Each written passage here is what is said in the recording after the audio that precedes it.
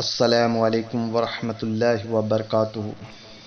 سرکار غوث اعظم رضی اللہ تعالی عنہ کا صبر و ثابت قدمی۔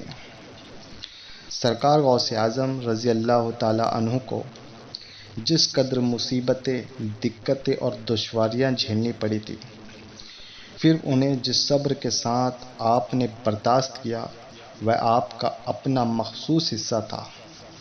بہت سے ایسے مشائخ و بزرگ گزرے ہیں جنہیں مصیبتوں اور پریشانیوں کا سامنا کرنا پڑا اور انہوں نے اپنے صبر کا امتحان بڑی شان سے دیا، مگر سرکار غوث اعظم رضی اللہ تعالی عنہ نے مصیبتوں اور تکلیفوں، فاقہ و تنگ دستی کے جس ماحول میں رہ کر کمال حاصل کیا، اس کی نظیر بہت کم ملتی ہے۔ سرکار غوث اعظم رضی اللہ تعالی عنہ بہت بڑے عقل مند، بہت بڑے محنتی، بڑے صبر کرنے والے، بے خوف اور مستقل مزاج انسان تھے۔ ظاہر و باطنی علم حاصل کرنے کا اپنے اندر بہت ذوق رکھتے تھے۔ اپنے شیخ حماد سے جوانی میں آپ نے آئندہ ہونے والے مریدوں کے متعلق جو کچھ فرمایا تھا، اس سے صاف طور پر معلوم ہوتا ہے کہ اپنی کامرانی و بلندی کے مرتبوں کا پورا یقین رکھتے تھے، اور یہی بزرگ کی دلیل ہے۔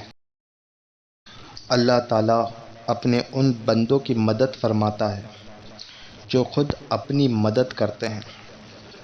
سرکار غوث اعظم رضی اللہ تعالی عنہ نے بھی اپنی کامیابی حاصل کرنے کے لیے پکا ارادہ فرما لیا تو خدائے قدیر نے آپ کے ارادے کو کامیاب بنا دیا۔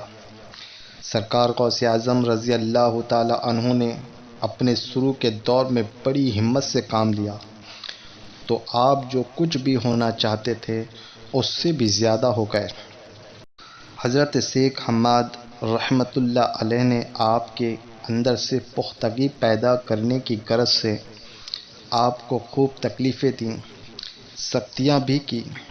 حد یہ ہے کہ ایک مرتبہ سردی کے موسم میں ساتھ جاتے ہوئے پل پر سے دریا میں ڈھکیل دیا، مگر جھٹ سرکار غوث اعظم رضی اللہ تعالی عنہ نے دریا میں گرتے گرتے غسل کی نیت کر لی، پھر اپنے کپڑوں کو نچوڑا اور حضرت شیخ حماد کے ساتھ ہو گئے۔ کبھی کبھی شیخ حماد رحمۃ اللہ علیہ آپ سے ارشاد فرماتے تھے، آج میرے پاس بہت کافی کھانا آیا تھا، میں نے خود کھایا اور دوسروں کو تقسیم کیا، لیکن تمہارے لیے کچھ نہیں رکھا۔ حضرت شیخ حماد رحمۃ اللہ علیہ کا یہ ارشاد سن کر بھی کبھی سرکار غوث اعظم رضی اللہ تعالی عنہ بددل نہ ہوئے اور صبر کیا۔ حضرت شیخ حماد رحمۃ اللہ علیہ کی یہ باتیں دیکھ کر دوسروں کو بھی یہ سب کرنے کی ہمت ہونے لگی، لیکن کسی قسم کی تکلیف سے سرکار غوث اعظم رضی اللہ تعالی عنہ کبھی بھی رنجیدہ نہیں ہوئے۔ ایک مرتبہ حضرت شیخ حماد رحمۃ اللہ علیہ کی مجلس کے ایک طالب علم نے سرکار غوث اعظم رضی اللہ تعالی عنہ کو کسی قسم کی کوئی تکلیف پہنچائی تو عادت کے مطابق سرکار غوث اعظم رضی اللہ تعالی عنہ نے صبر سے کام لیا، مگر حضرت شیخ حماد رحمۃ اللہ علیہ کو اس کی خبر پہنچ گئی۔ انہوں نے اس طالب علم کو سخت تنبیہ کی اور فرمایا، اے کتو، تم عبد القادر کو کیوں تکلیف پہنچاتے ہو؟ تم میں سے کسی ایک کو بھی یہ مرتبہ حاصل نہیں ہے۔ پھر سرکار غوث اعظم رضی اللہ تعالی عنہ کو بلایا۔ حضرت شیخ حماد رحمۃ اللہ علیہ نے فرمایا، عبد القادر، اب تک میں نے جو کچھ تمہارے ساتھ کیا وہ صرف پختگی اور تربیت کے لیے تھا، اب تم پکے ہو گئے اور پہاڑ سے بھی زیادہ سخت ہو گئے، خداوند قدوس تمہیں بے پناہ عزت دے گا۔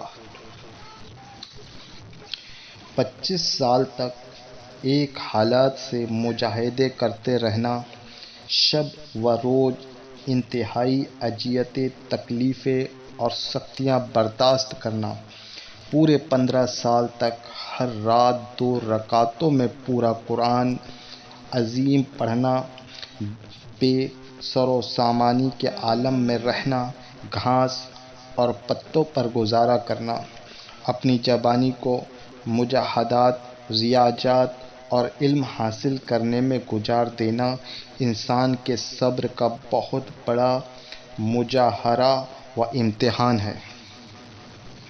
جوانی کے عالم میں آپ نے اپنے وقت کو جس طرح گزارا، اس کی مثال دنیا میں نہیں ملتی۔